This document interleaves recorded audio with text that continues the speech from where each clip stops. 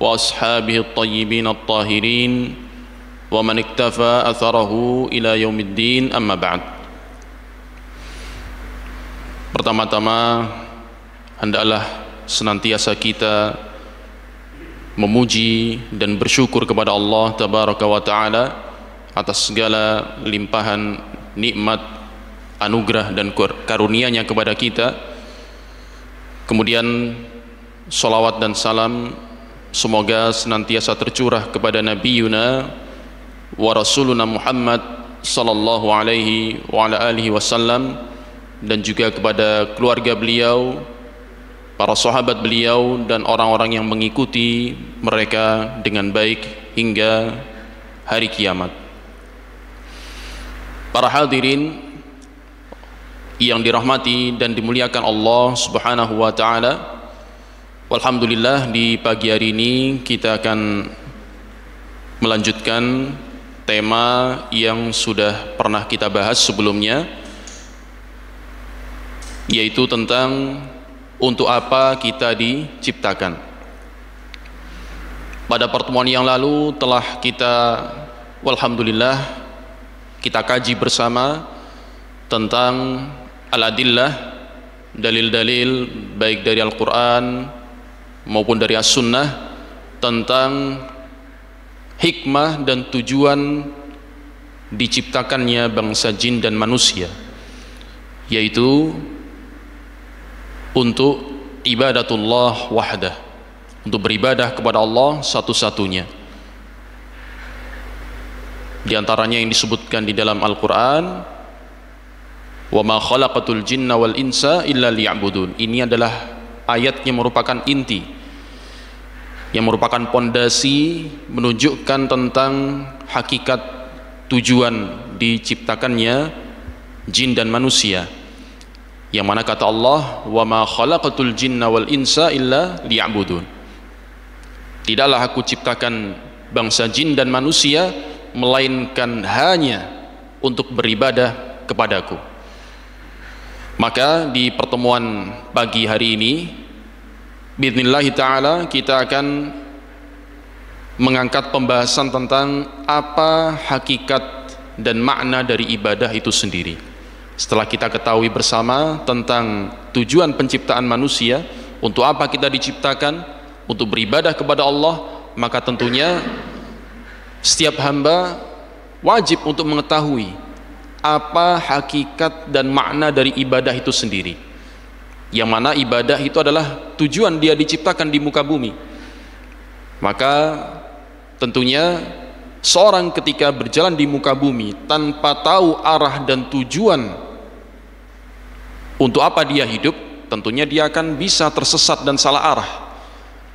Maka sangat penting bagi setiap hamba untuk mengetahui hakikat dari ibadah itu, apa makna dari ibadah itu, sehingga dia ketika berjalan di muka bumi, ketika dia mengarungi kehidupan di muka bumi ini, dia bisa terbimbing dan selamat dari yang namanya al-khusran, selamat dari yang namanya kerugian. Para hadirin rahimani wa rahimakumullah, para ulama menjelaskan tentang definisi ibadah sebagaimana yang dijelaskan oleh Syekh Muhammad bin Saleh rahimahullahu ta'ala di dalam kitab beliau Al-Qaulul Mufid. Ini diantara penjelasan ulama yang ringkas akan tapi mencakup tentang definisi ibadah itu. Beliau menjelaskan bahwasanya ibadah tutlaq atau ibadah barakallahu fikum bi'tibariha masdaran, ibadah itu tutlaq ala syai'aini. Makna ibadah di dalam syariat itu dimaksudkan dengannya dua hal. Ini tentunya ketika kita membahas ibadah, itu ibadah secara umum.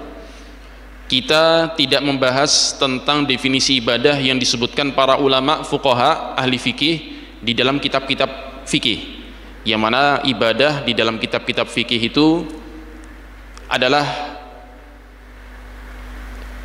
sesuatu, ya, amalan yang dikerjakan semata-mata untuk dalam rangka ta'abbud. Muqabil al-muamalah, lawan dari muamalah. Jadi kalau kita mengkaji kitab fikih, yang dimaksud ibadah adalah sholat, toharoh sebelum itu, puasa, zakat, haji, itu ibadah. Adapun yang terkait dengan buyu, ya, muamalah, jual beli dan sebagainya, itu masuk ke kategori muamalah. Kita tidak masuk ke definisi itu. Bukan itu yang kita maksud di sini, karena ibadah yang dimaksudkan di dalam ayat Allah, wa ma khalaqatul jinna wal insa illa liya'budun, tidaklah aku ciptakan jin dan manusia melainkan hanya untuk beribadah kepadaku, ini sifatnya umum. Bahkan perkara-perkara yang disebutkan oleh para fuqaha di kitab-kitab fikih yang termasuk dalam bab muamalah, itu juga tercakup ke dalam makna ibadah secara umum jika itu dikerjakan dengan sesuai dengan syariat Allah Subhanahu wa taala. Jadi kita kembali di sini bahwasanya makna ibadah yang kita maksudkan di sini yang merupakan tujuan penciptaan jin dan manusia adalah ibadah secara umum yang dijelaskan para ulama. Hal itu dimaknakan ke dalam dua hal. Yang pertama, ibadah yang bermakna at-ta'abbud, bimakna at-tadhallul lillahi azza wa jal bifi'li awamirihi wajtinabi nawahihi mahabbatan wa ta'ziman.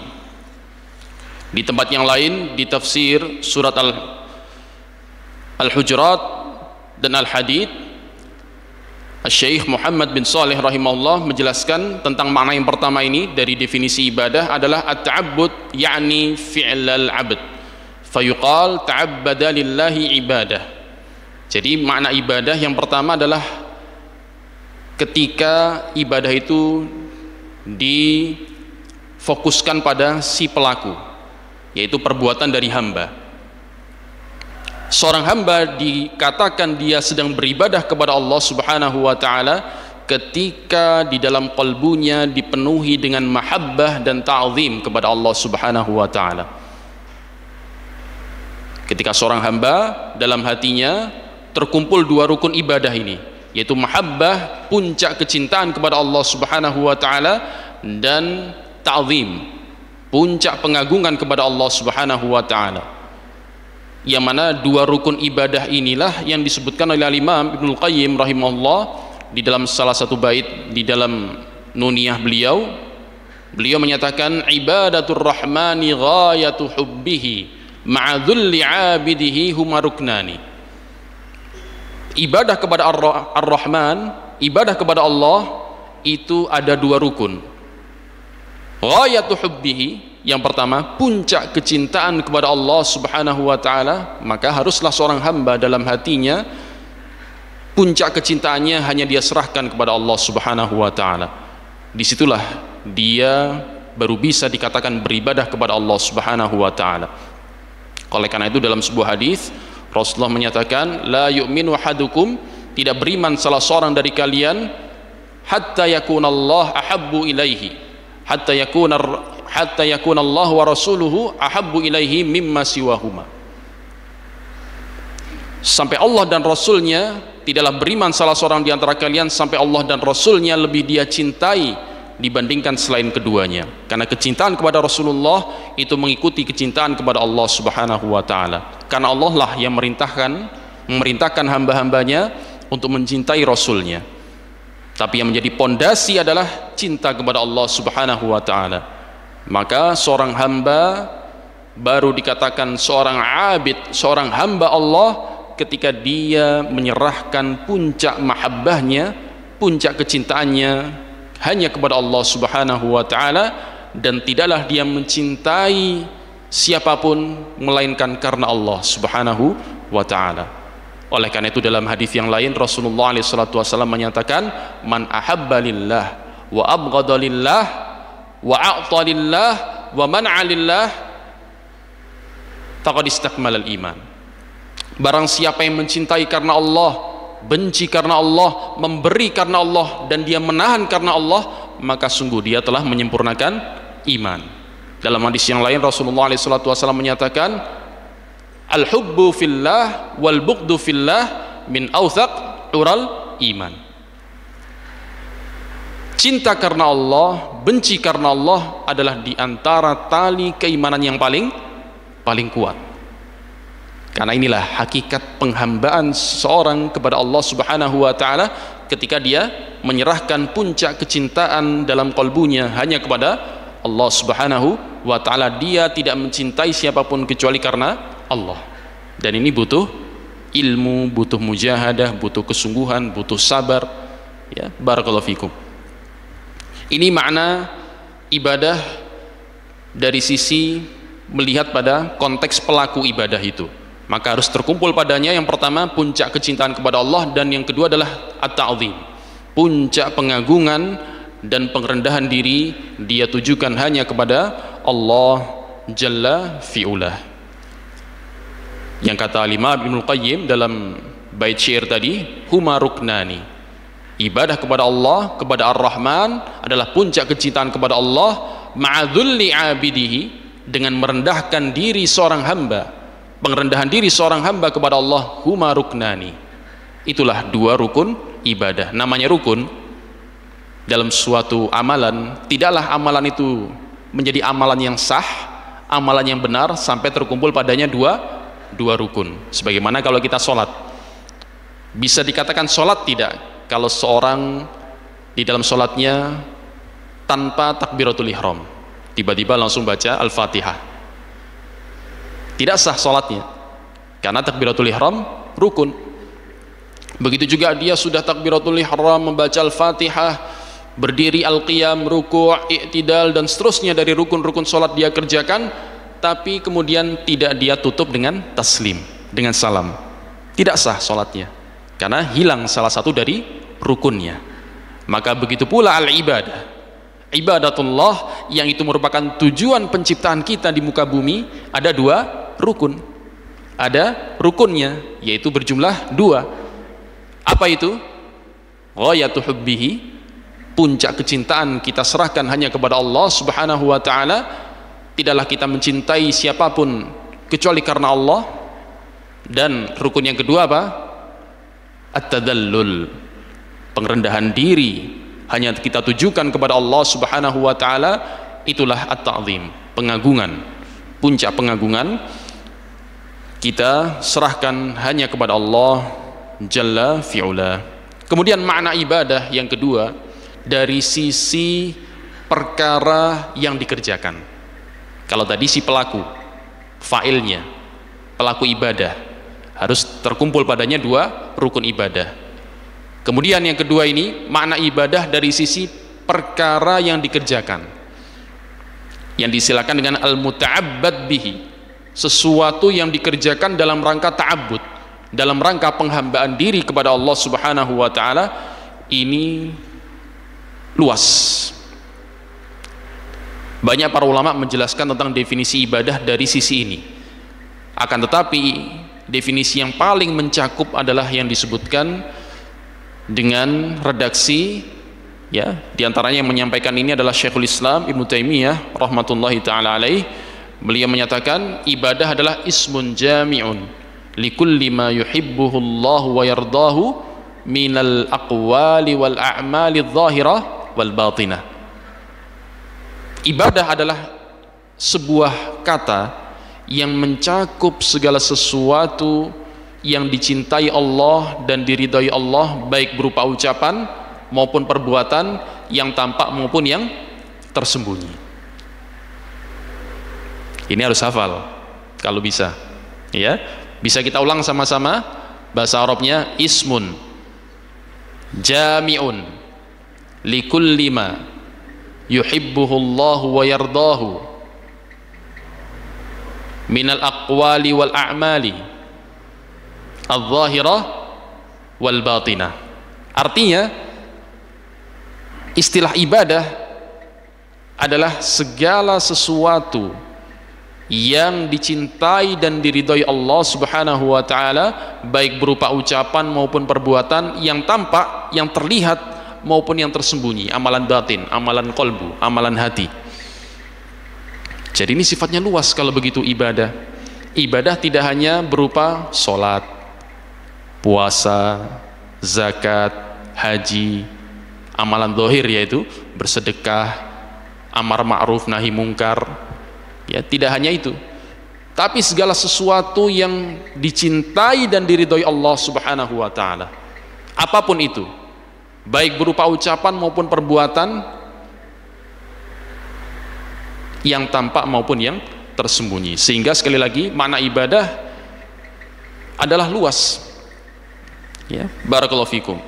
Oleh karena itu, setelah kita mengetahui definisi yang disebutkan para ulama tentang ibadah, maka jangan sampai kita terpaku definisi ibadah dengan ibadah-ibadah yang tadi terbatas rukun Islam, ya, sholat, puasa, zakat, haji dan seterusnya. Tapi kita harus memahami makna ibadah secara holistik, secara menyeluruh. Sehingga apa? Sehingga segala tindak tanduk kita di muka bumi ini harapannya bernilai ibadah di sisi Allah Subhanahu wa taala.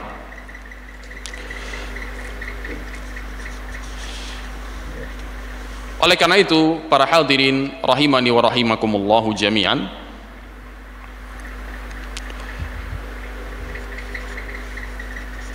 kita mungkin masih ingat suatu kisah di mana barakallahu fikum ada 3 orang mendatangi para istri Nabi radhiyallahu taala anhum, radhiyallahu taala anhunna jami'an. Kisah ini diantaranya disebutkan di dalam kitab Sahih Al-Bukhari, disebutkan bahwasanya ja thalathatu rahatin ila buyuti azwajin nabi yas'aluna an ibadatin nabi. Ada 3 orang pria mendatangi rumah-rumah istri Nabi. Tujuannya apa? Ingin bertanya tentang bagaimana sih ibadahnya Nabi. Ya, perhatikan. Prinsip kita sebagai seorang muslim, seorang mukmin yang ingin benar-benar menghambakan dirinya kepada Allah Subhanahu wa taala dengan mengikuti sunnah Nabi alaihi salatu wassalam, kalau kita sudah tahu tujuan hidup kita adalah untuk ibadah kepada Allah, kita pun tidak boleh memahami ibadah itu dengan sempit. Karena kita tahu bahwasanya syariat yang Allah turunkan kepada para hambanya di muka bumi ini dibawa oleh para nabi dan rasul, termasuk rasul yang terakhir Nabi Muhammad alaihi salatu wassalam. Nabi Allah utus ke muka bumi selain untuk menyampaikan wahyu baik berupa Al-Quran maupun As-Sunnah, beliau juga menjadi apa? Qudwah hasanah. Laqad kana lakum fi Rasulillahi uswatun hasanah.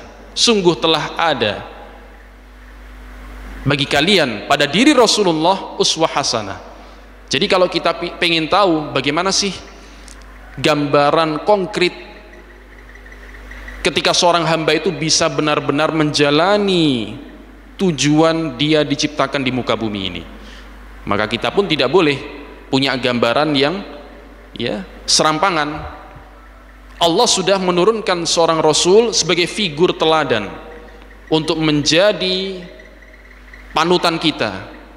Ini loh cara menjalani tujuan hidup kita di dunia yang benar, yaitu apa yang dijalani oleh Rasulullah SAW selama beliau hidup.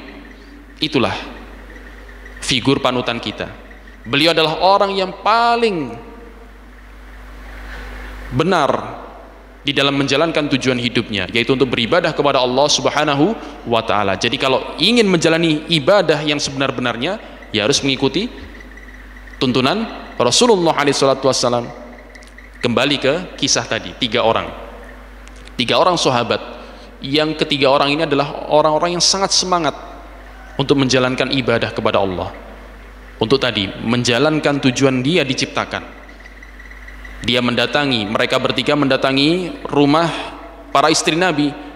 Tujuannya apa? Untuk bertanya, yas'aluna an ibadatin Nabi, bertanya tentang bagaimana cara ibadah Nabi sehari-hari. Falamma akhbaru ka'annahum taqallu, ketika keluarga Nabi memberitakan bahwasanya Nabi itu demikian dan demikian, maka mereka tiga orang tadi merasa kurang. Mereka mengatakan faqalu fa aina wa aina nahnu minan nabi. Bagaimana atau di mana posisi kita kalau dibandingkan nabi? Kita nggak bisa dibandingkan dengan nabi, jauh kita dari nabi. Qad ghafarallahu lahu ma taqaddama min dhanbihi wa ma ta'akhkhar. Beliau adalah seorang hamba yang telah diampuni dosa-dosanya yang lalu dan yang akan datang. Qala ahaduhum, maka di situ kemudian salah seorang di antara mereka menyatakan, amma ana fa ana usallil lail abadan. Adapun aku akan sholat malam terus-menerus tanpa tidur. Wa qala akhar, dan yang lain berkata, ana asumud dahra wala uftir. Kalau aku akan terus berpuasa dan tidak akan berbuka. Ini tujuannya baik, tujuannya untuk menegakkan ibadah kepada Allah Subhanahu wa taala. Kemudian yang ketiga, wa qala akhar, ana a'tazilun nisa fala atazawwaj abadan. Adapun aku akan menghindari para wanita, aku akan menjauhi para wanita dan aku tidak akan menikah selama-lamanya, ingin hidup membujang. Maka faja'a Rasulullah sallallahu alaihi wasallam, maka ketika ucapan tiga orang ini sampai kepada Rasulullah alaihi salatu wasallam, maka beliau datang dan bersabda, faqala antumul ladzina qultum kadza wa kadza. Apakah kalian bertiga ini yang mengucapkan demikian dan demikian, yang mau sholat terus menerus tanpa tidur, ingin puasa terus tanpa berbuka, dan tidak ingin menikah, ingin hidup membujang? Apakah kalian yang mengatakan demikian? Kemudian Rasulullah menjelaskan, ama wallahi inni lakhsyakum lillah wa atqakum lahu. Sungguh demi Allah, aku ini adalah hamba yang paling takut kepada Allah dan paling bertakwa. Artinya apa? Rasulullah lah orang yang paling benar cara ibadahnya. Beliaulah yang paling tepat di dalam menjalankan tujuan hidupnya di muka bumi, yaitu untuk beribadah kepada Allah Subhanahu wa taala. Tapi kemudian bagaimana keseharian Nabi, cara ibadahnya Nabi bagaimana? Beliau jelaskan, lakinni asumu wa uftir. Akan tapi aku tetap puasa dan berbuka, wa usalli wa arqud, aku pun salat dan juga tidur, wa tazawwaj an-nisa, dan aku pun menikahi kaum wanita. Faman raghiba an sunnati falaysa minni, maka barang siapa yang benci terhadap sunnahku, sungguh dia bukan dari golonganku. Jadi di sini para hadirin rahimani wa rahimakumullah, kesimpulannya ibadah kepada Allah Subhanahu wa taala itu harus sesuai dengan bimbingan dan tuntunan Rasulullah alaihissalatu wassalam. Bukan berarti kalau dikatakan tujuan kita hidup di dunia untuk ibadah berarti kita sholat terus. Bukan seperti itu kita memahami. Bukan seperti itu makna yang dimaukan. Bukan berarti kalau tujuan kita hidup di dunia adalah untuk ibadah berarti kita puasa terus tanpa berbuka. Bukan itu, ya. Maka kita butuh merujuk kepada bimbingan Rasulullah sallallahu alaihi wa ala alihi wasallam. Oleh karena itu, para hadirin rahimani wa rahimakumullah, sekali lagi makna ibadah itu luas, tidak hanya terbatas sholat, puasa, sedekah dan seterusnya. Lalu bagaimana gambaran ibadah yang disyariatkan? Di antaranya yang dijelaskan di dalam hadis riwayat Al-Bukhari nomor hadis 5676 dari sahabat Abu Musa Al-Asy'ari radhiyallahu taala anhu, bahwasanya Nabi alaihi salatu wasallam bersabda, ala kulli muslimin shadaqah. Setiap muslim wajib untuk bersedekah. Kemudian para sahabat bertanya, fa in lam yajid, sedekah kan termasuk ibadah, ya. Setiap muslim wajib untuk bersedekah, yang itu merupakan ibadah. Kemudian para sahabat bertanya, kalau seseorang tidak mempunyai apapun untuk dia sedekahkan, apa yang harus dia lakukan wahai Rasulullah? Qala, maka Rasulullah menjawab, fay'amal biyadaihi, hendaknya dia bekerja dengan kedua tangannya. yaitu dengan kekuatan kemampuan yang dia miliki. Di sini ada perintah dari Rasulullah untuk bekerja. Tujuannya apa? Seorang hamba bekerja, kata Rasulullah, fay'amal biyadaihi fayanfa' nafsahu wa yatasaddaq. Hendaknya dia bekerja dengan kedua tangannya, kemudian dia memberikan manfaat untuk dirinya sendiri dan dia bersedekah. Para sahabat bertanya lagi, fa illam yastati' aw lam yaf'al. Kalau ada seorang tidak mampu bekerja atau dia tidak bisa mengerjakan hal itu, apa yang harus dia lakukan? Qala, Rasulullah menjawab, fayu'inu dzal hajatil malhuf. Hendaknya dia membantu orang yang memerlukan bantuan. Jadi membantu orang, menolong orang lain yang butuh bantuan, itu juga merupakan apa? Ibadah. Karena itu bernilai sedekah di sisi Allah Subhanahu wa taala. Qalu, para sahabat bertanya lagi, fa in lam yaf'al, kalau dia tidak melakukan hal itu, bagaimana ya Rasulullah? Qala, Rasulullah menyatakan, falya'mur bil khair au qala bil ma'ruf. Hendaknya dia mengajak kepada kebaikan, mengajak kepada perkara yang ma'ruf. Jadi mengajak kepada kebaikan, yang itu merupakan makna dari ad-da'watu ilallah, berdakwah di jalan Allah, mengajak orang kepada kebaikan, mencegah dari kemungkaran dan kejelekan, itu juga bernilai apa? Ibadah. Sampai yang terakhir ada seorang bertanya, qala fa in lam yaf'al. Kalau dia juga tidak melakukan hal itu wahai Rasulullah, bagaimana? Rasulullah menyatakan, qala falyumsik 'anisyarr fa inna lahu shadaqah. Hendaknya dia menahan diri, dia diam, menahan dirinya dari kejelekan, itu juga merupakan sedekah baginya. Jadi para hadirin rahimani wa rahimakumullah, diamnya seorang hamba mukmin itu pun bisa dinilai sebagai ibadah, sedekah. Ketika seorang hamba mukmin diam, tidak melakukan apapun, tidak berbicara apapun, tidak berbuat apapun, tapi dia niatkan diamnya dia adalah untuk diam dari kejelekan, mengharap ridha Allah Subhanahu wa taala karena takut dari ancaman siksa dan murka Allah Subhanahu wa taala, maka diamnya dia juga bernilai sedekah, yang itu merupakan ibadah. Jadi sekali lagi dari sini kita tahu bahwasanya makna ibadah itu luas, termasuk diamnya seorang hamba juga bisa bernilai apa? Ibadah kepada Allah Subhanahu wa taala ketika niatnya lurus, niatnya benar, diamnya dia karena takut kepada Allah, karena untuk mencari ridha Allah, diam dari kejelekan, supaya dia tidak berbicara jelek, tidak berbuat jelek, mending diam saja. Maka itu merupakan apa? Merupakan ibadah kepada Allah Subhanahu wa taala. Dan terakhir, pembahasan pagi hari ini kita tutup dengan barakallahu fikum. Sudah berapa menit ini tadi? Sekitar 30 menit ya. Batas waktunya 40 menit boleh Pak? Labas, taib. Di dalam hadis yang lain, untuk menjelaskan kepada kita tentang pentingnya mengisi setiap detik yang berlalu di dalam kehidupan kita dengan perkara ibadah. Sekali lagi, kalau kita sudah tahu tadi definisi ibadah, ketika mendengar lafaz ibadah, jangan hanya yang tergambar di benak kita adalah harus sholat, harus baca Quran, harus puasa dan sebagainya. Tidak harus itu.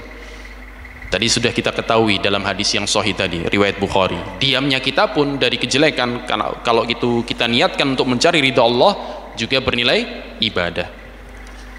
Maka tentunya seorang hamba harus bersungguh-sungguh, bersemangat agar setiap detik yang dia lalui di dalam kehidupan dunianya ini bisa bernilai ibadah di sisi Allah Subhanahu wa taala. Dan itu pondasinya adalah amalan hati. Ibadah itu pondasinya adalah amalan hati. Karena sebaliknya, ketika seorang sibuk sholat, secara dohir, masya Allah dia giat ibadah, tekun ibadah, tapi qalbunya lalai dari zikrullah, sama saja. Oleh karena itu Allah justru mencela orang-orang yang sholat. Kok bisa? Orang sholat dicela. Di dalam surat apa? al-ma'un, fawailul lil musallin. Celaka orang-orang yang sholat secara zahir melakukan ibadah, tapi celaka kata Allah, alladzina hum an salatihim sahun, yaitu orang-orang yang lalai dari sholatnya. Dijelaskan para ulama ahli tafsir, lalai dari sholat itu apa? Banyak bentuknya.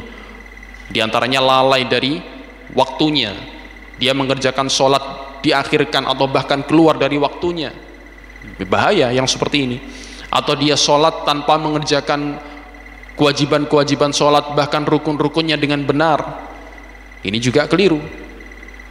Atau dia sholat, rukunnya sudah benar, kewajiban-kewajiban sholatnya sudah benar, syarat-syarat sah sholatnya sudah dia kerjakan, akan tetapi dia tidak khusyuk di dalam sholatnya. Ini juga termasuk kondisi yang diancam di dalam ayat ini. Celaka orang-orang yang sholat, yaitu orang-orang yang lalai dari sholatnya. Diantaranya adalah apa? Yang tidak khusyuk di dalam sholatnya. Secara zahir sholat ibadah, tapi qalbunya lalai. Maka ini juga termasuk ke dalam ancaman di dalam ayat ini. Karena kalau seorang ketika di dalam sholatnya lalai, tidak khusyuk, maka apa? Alladzina hum yuraun, pasti dia akan terjatuh kepada ar-riya. Kalau dia sholat bukan karena Allah, bukan karena mengharap ridha Allah, pasti dia mengharap sesuatu selain Allah subhanahu wa ta'ala, pujian manusia, sanjungan manusia dan sebagainya. Dan itu adalah perkara yang menyebabkan seorang hamba menjadi celaka, wal iyadu billah. Semoga Allah selamatkan kita dari kondisi yang seperti itu. Maka hal ini menunjukkan apa? Hakikat ibadah adalah, pondasinya adalah amalan hati. Amalan hati seorang hamba. Di dalam hadis yang sahih riwayat Abu Dawud di dalam sunannya dari Abu Hurairah radhiyallahu taala anhu, Rasulullah SAW bersabda, "Ma min qaumin yaqumuna min majlisin la yadhkurunallaha fihi illa qamu an mithli jifati himarin wa kana lahum hasratan." Tidaklah sekelompok orang bangkit berdiri dari sebuah majelis yang dia tidak berzikir kepada Allah di dalamnya, kecuali mereka berdiri dari semisal bangkai keledai. Ini permisalan orang-orang yang lalai dari zikrullah. Sekelompok orang bangkit dari majelis mereka, di dalam majelis itu mereka tidak berzikir kepada Allah, maka permisalannya mereka seperti meninggalkan bangkai keledai. Wa kana lahum hasratan, dan hal itu menjadi apa? Hasrah, menjadi penyesalan bagi mereka. Di dalam riwayat yang lain, di hadis setelahnya masih di Sunan Abu Dawud dengan sanad yang sahih, Rasulullah menyatakan, kalau tadi lafadznya jamak, ya, sekelompok orang. Ini lafadz yang lain dengan lafadz tunggal. Man qa'ada maq'adan, barang siapa yang duduk, lam yadhkurullaha fihi, dia tidak berzikir kepada Allah di dalamnya, kanat alaihi minallahi tirah, maka duduknya dia ketika itu yang dia tidak berzikir kepada Allah. Artinya apa? Ketika seorang hamba tidak berzikir, berarti dia tidak menjalankan tujuan hidupnya di muka bumi, dia tidak beribadah kepada Allah ketika itu. Maka apa konsekuensinya? Kanat alaihi minallahi tirah, maka duduknya dia yang dia lalai untuk berzikir kepada Allah di dalamnya, itu akan menjadi tirah baginya. Apa itu tirah? Hasrah wa nuqsan, menjadi kekurangan dia dan penyesalan dia kelak di hari kiamat. Wa man ittaja'a madja'an la yadhkurullaha fihi kanat alaihi minallahi tirah. Begitu pula barang siapa yang berbaring di suatu pembaringan, dia tidak mengingat Allah di dalamnya, maka hal itu akan menjadi apa? Menjadi penyesalan baginya. Dalam riwayat yang lain, riwayat sahih Ibnu Hibban, Rasulullah SAW menyatakan, man qa'ada ma qa'ada qaumun maq'adan la yadhkurunallaha fihi wa yusalluna 'alan nabi sallallahu alaihi wasallam illa kana 'alaihim hasratan yaumal qiyamah. Tidaklah suatu kaum, sekelompok orang duduk yang dia tidak berzikir mengingat Allah di dalamnya, dan tidak pula mereka berselawat terhadap Nabi sallallahu alaihi wasallam, kecuali duduknya mereka itu adalah menjadi hasrah, menjadi penyesalan kelak di hari kiamat. wa in dakhalul jannah listhawab. Ada tambahan lafaz, ada tambahan keterangan, walaupun mereka masuk ke dalam surga karena pahala yang mereka dapatkan. Jadi walaupun masuk ke dalam surga, tetap ketika seorang hamba tidak berzikir walaupun sesaat di muka bumi, itu akan menjadi penyesalan mereka di hari kiamat, walaupun mereka berhasil masuk surga karena pahala yang mereka dapatkan. Maka di sini para hadirin rahimani wa rahimakumullah, nasihat bagi kita semua, bagi saya pribadi dan untuk semua yang mendengar, hendaklah kita mengisi detik-detik dalam kehidupan kita dengan perkara ibadah apapun itu, konteksnya luas, karena itulah tujuan kita diciptakan di muka bumi. Karena kalau kita tidak menjalankan tujuan kita tersebut, maka kita akan merasakan hasrah, an-nadamah, tirah. Kita akan mengalami yang namanya penyesalan di hari kiamat kelak, yang mana penyesalan di hari itu tiada lagi guna dan manfaatnya.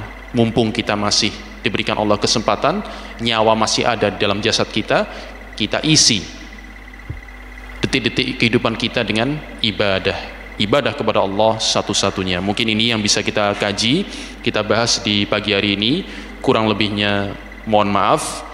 Naktafi launa wa sallallahu wasallam wa baraka ala nabiyina Muhammad wa ala alihi wa sahbihi ajma'in. Wassalamu alaikum warahmatullahi wabarakatuh.